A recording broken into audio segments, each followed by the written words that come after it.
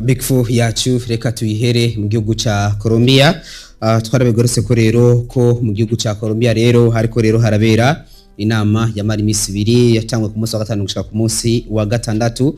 Ni inama rero yahuza ibihugu vya Afrika ndetse n'ibihugu vyo ku mugabane wa Amerika y'Epfo ndetse n'ibihugu vyo muri Caraïbe, habari ibihugu bigize umuryango witwa CELAC. Umukuru w'igihugu cy'u Burundi akaba kandi ni utwara ibihugu bigize ubumwe bwa Afrika yaritabiriye rero iyo nama ndetse yarafashe n'ijambo. Umukuru w'igihugu cy'u Burundi Evariste Ndayishimiye arashikiriza rero kuvyariko nuko kuvyariko birigwa muri iyo nama. Iyo nama rero yari ifite intumbero yo kurabira hamwe cyo kogwa mu kunagura imigenderanire hagati y'ibihugu vya Amerika y'Epfo ndetse n'ibigize akarere ka Caraïbe ariyo CELAC, byo bihugu ndetse n'ibihugu vya hano muri Afrika. Amajambo yavugiwe ngaho kuko nivuga ngo ni inama ritabiriwe n'abanyeshuri batari bake, abakuru b'ibihugu baserukiye amareta atari make.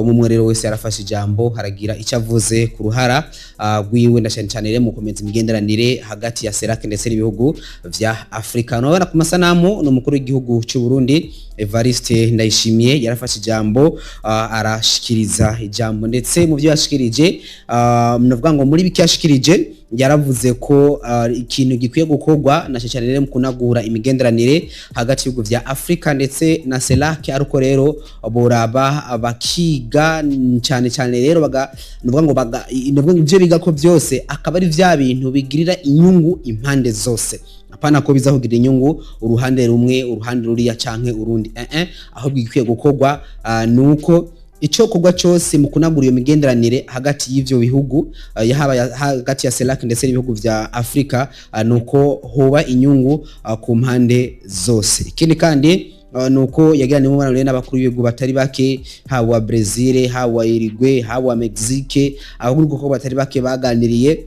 Umwe rero wese arerekana uruhara cyagiye gukorera cyane hano ku mugabane wa Afrika. So garuka rero kuri CELAC nuko rero uyu munsi ikaba yitwagwa na Gustavo Petro kandi nuko yabayeho ino CELAC mu kwezi kwa 2023 muri 2010, ariko 2011 rero n'ibikorwa byatangura kuja mu ngiro neza. Ikaba rero ino CELAC igizwe n'ibihugu bigera ku 33, bikaba rero ari bihugu byo muri Amerika y'Epfo ndetse n'ivyo ku mugabane wa Amerika y'Epfo. Ikindi kandi twogaruka ko nuko uno muryango koko usanzwe ufashanya iyo rero hari kibazo cadutse haba kibazo cy'ubutunzi ndetse cyangwa cy'umutekano bagafashanya. Rero ikintu cyari hari uko rero icokogwa arukunagura imigenderanire hagati ya CELAC ndetse n'ibihugu vya Afrika. Ni inama kuko yarekera beri Bogota mu gihugu ca Mexique, ariko kandi cyo twogaruka ko rero nuko umukuru w'igihugu ca Colombia we yaremeje ko imigenderanire ya Colombia n'umugabane wa Afrika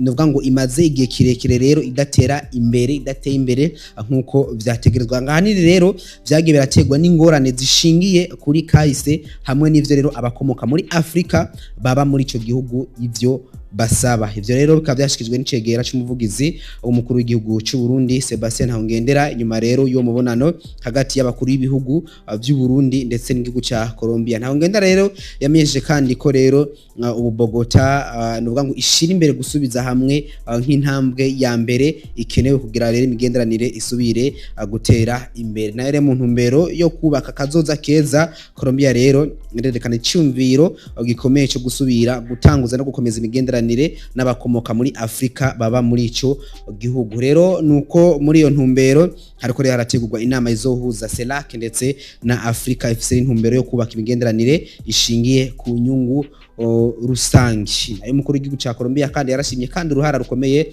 rwo mukuru w'igihugu cy'u Burundi Evariste Ndayishimiye mu guteza imbere rero inagurwa iyo migenderanire ngo narijya rero kino giharamutswa burongozi bw'umugabane wa Afrika. Hambavu rero y'uburambe ngo afise mu by'imigenderanire abakuru b'ibihugu rero b'ibihugu ko ari bompi babiri bashimiye rero kamaro ko kurengera cyane ingorane zo muri kahise bagerero barahurira ko rero bagahindura kahise kabi gutyo rero ngo akakaba n'akaryo keza ko guteza imbere imigenderanire biciye mu masezerano akomeye mu bisata by'ubutunzi ndetse n'imico kama. Mukuru w'igihugu cy'u Burundi Evariste Ndayishimiye rero yabonye akaryo rero ko gutumira ku mugaragaro umugenzo wa Colombia kuzogendera Burundi mu ntumbero yo gukomeza imigenderanire hagati y'ivyo bihugu. Ikindi kandi twayivuze umukuru w'igihugu ko abonanye n'abakuru b'igihugu batari bake tugaruka ko abonanye rero umukuru w'igihugu ca Uruguay ni Yamando Oxy aro kandi bakaba yaraganiriye kandi n'umukuru w'igihugu ca Brazil ni Luiz Inacio Lula da Silva yarabonanye rero n'abanyicubahiro batari bake muri ico gihugu ca Colombia. Reka rero dukurikirane icegera c'umuvugizi w'umukuru w'igihugu kugira ngo anatubwire vyinshi mu vyaranze rero umubonano w'umukuru w'igihugu ndetse n'abakuru b'igihugu bagiye rero barabonana batari bake muri ico gihugu inyuma y'iyo nama.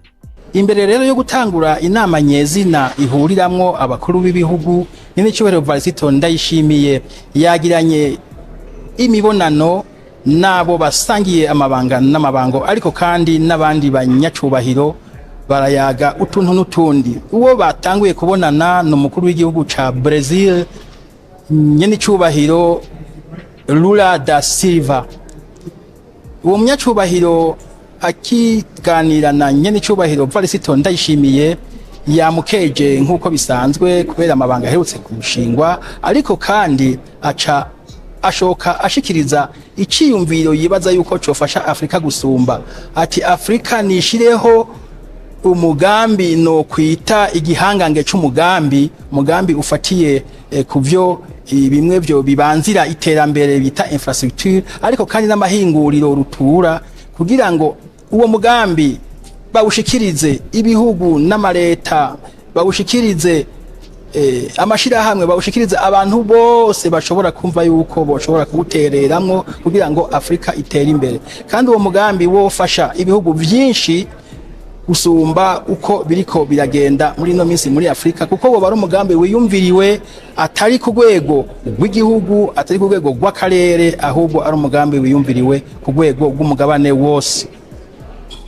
Kuvyihariye Uburundi, umukuru w'igihugu ca Brazil yabwiye nyenicubahiro umukuru w'igihugu yuko ari vyiza yuko abarundi botangura bakiyumvira imigambi rutura, botangura bakiyumvira ivyo bakeneye babona yuko ari ngombwa ko vyorangurwa, ko vyoboneka vuba, kugira ngo babishikirize leta ya Brazil, maze rero leta nayo ibifate nkama kugira ngo ibifashanyemwo n'Uburundi, ariko muri yanzira yo gufashanya mu buryo umwe wese agira ico yungutse.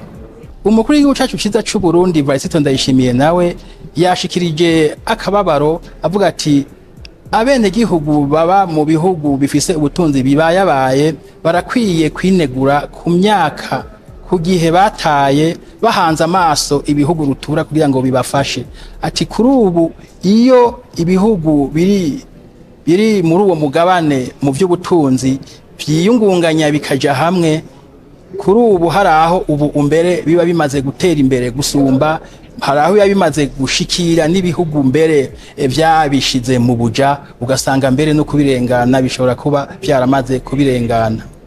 Yaciye avuga rero ati inama nkizi nakaryo keza ko kunguka uwo mwanya twataye kugira ngo tubandanye dutera imbere.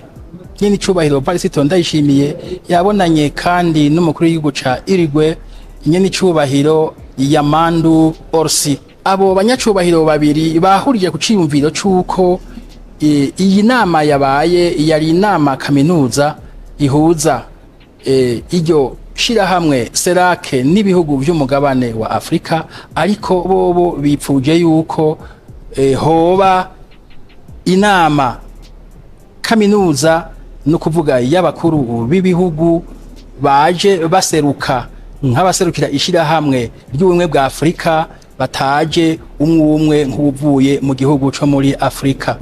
Umukuru w'igihugu ca Uruguay yasavye kandi ko hoba umugwi uhuriramwo abarundi hamwe rero n'abanya Uruguay, ukaba woba uhagarariwe n'abashikiranganje mu byo bajejwe harimo imigenderanire. Ivyo vyotuma bamwe na bamwe bashikiriza ivyo biyumvira yuko vyoja imbere mu gufashanya mu buryo umwe wese agira ico yungutse.